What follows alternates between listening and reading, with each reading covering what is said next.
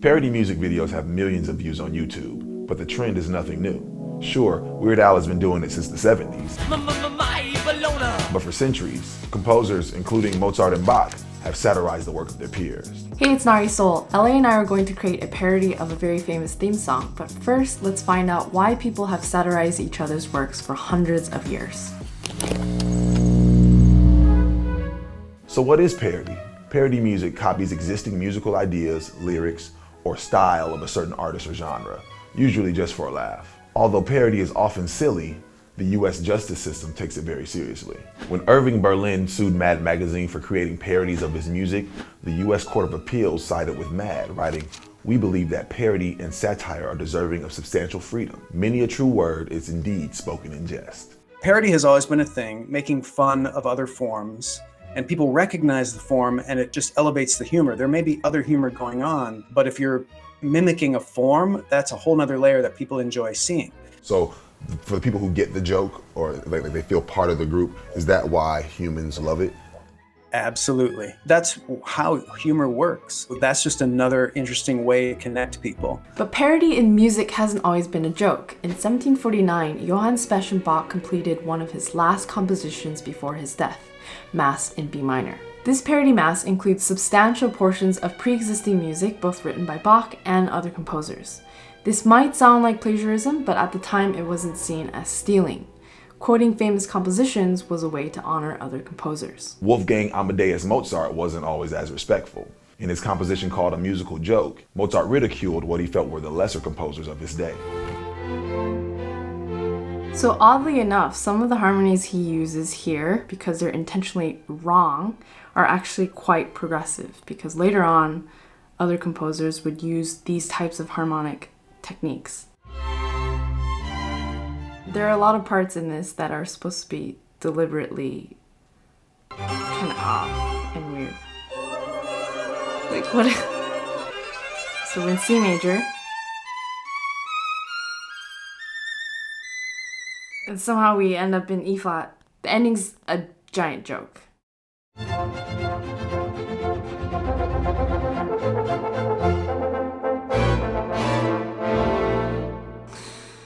Obviously. Austrian composer Johann Strauss also satirized contemporary composers in his Perpetuum mobile opus 257. The bouncy, cartoonish style poked fun at popular music of the day that was really heavy on flashiness but light on musicality. It's written to go on forever, and the score actually calls for the conductor to pick a point to stop the musicians, turn to the audience, and say und so weiter, which means and so on. Und so weiter, und so weiter. By mirroring the stylistic nuances of other artists and then twisting them for comedic effect, Mozart and Strauss show that they understood exactly what other composers were doing and that they thought it was ridiculous. In 1913, Eric Satie wrote a composition for the piano titled Embryon desséché, or Desiccated Embryos. Each of the three short movements were named for scavengers of the sea. He wasn't lampooning just one composer, but rather the classical music establishment, which he felt was stuck in the past. For example, you probably recognize the third movement of Chopin's Piano Sonata No. 2, written in the 1830s.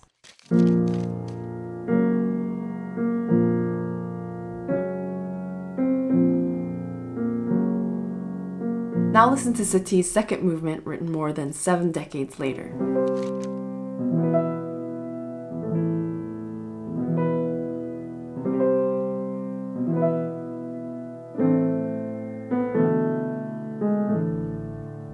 By calling out well-worn conventions of past composers in this way, Satie created, as literary theorist Linda Hutchin put it, critical distance from which the audience can see the past in a new light. Parody can do more than just make fun of your competition. It can also be used to fight Nazis. Spike Jones was one of the first American parodists to achieve widespread commercial success. His hit, Der Führer's Face, written by Oliver Wallace, was a key piece of anti-Nazi propaganda during World War II. Right in the Führer's face. The cartoonish anthem reduced the Third Reich to slapstick comedy. It was an instant hit. Renowned American librettist Oscar Hammerstein called it the great psychological song of the war. For fighting Nazis, I'm feeling a light to decent 9 on this record. Over the next few decades, there have been a handful of American music parodists who've enjoyed fame, like the Grammy Award-winning duo Homer and Jethro, sometimes described as the thinking man's hillbillies, and Alan Sherman, whose 1964 album, My Son, the Folk Singer, was the fastest selling record up to that time. Hello, mother.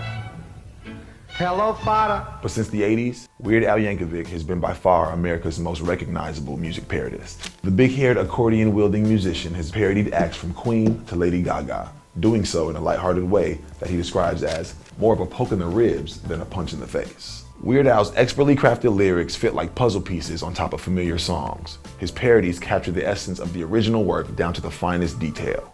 Besides his talent, one reason Weird Al shot to fame was his symbiotic relationship with MTV, which was just becoming popular in the 1980s. With the ability to parody a song and its music video, Al was able to add new dimensions to his parodies. Background gags and sight gags allow you to flesh out the humor a lot, he once said. Just too white and nerdy, think I'm just too white and nerdy. Can't you see I'm white and nerdy? Tryna catch me riding dirty, tryna catch me riding dirty, tryna catch me riding dirty. By nailing these seemingly trivial details, Weird Al provides a perfect example of the key ingredient to a great parody: verisimilitude, or mirroring the object of parody as closely as possible. The National Lampoon in the 60s raised the bar. And what they started doing was employing professional design and typesetting to do parodies that looked exactly like the thing that they were parodying. And then when we did The Onion, we wanted it to look exactly like a newspaper. And what that does, it makes it so much funnier for the people who are in on the humor. Of course, modern parody music isn't limited to Weird Al. Comedy acts like Adam Sandler and Tenacious D created parody albums that went platinum. In the 2000s, parody music hit premium cable with HBO's Flight of the Conchords, a show starring the deadpan New Zealand duo that parodied groups like the Pet Shop Boys. Want to sit down, but you've sold your chair, so you just stand there. In a West End town, call the police, there's a madman around. The advent of YouTube made it easier than ever for people to produce and access parody music. Now, every time a song becomes a hit, you can expect YouTube parodists to cover it within days. Everybody loves parody songs, and here's why. First of all, people love music because it's pure emotion. And people also like humor, but it's very different. Humor is a very intellectual process. So the combination of those two things, that's what makes it one of the most powerful single entertainment formats there is. So LA, how are we gonna create this parody piece? I think we should do the Barney theme song. Okay. Were you a fan of Barney growing up? Were you a Perfect, Barney I fan? was a huge Barney fan. Okay, I was. I had a Barney backpack. let's get it. I had the Barney bedspread.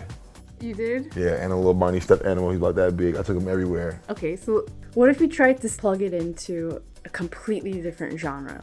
I kind of like that idea. though. Turn the Barney theme song into something that's very cool. No matter who you are, you know the lyrics to I Love You. You know the Barney song. No matter how cool you are, you know I love you, you love me, we have a family. Why don't we also add in something that's musically funny? Does the beat never drop? Is it just a The continuous? beat never drops. And then the episode just ends. And it'll be off. You'd be like, what is going on?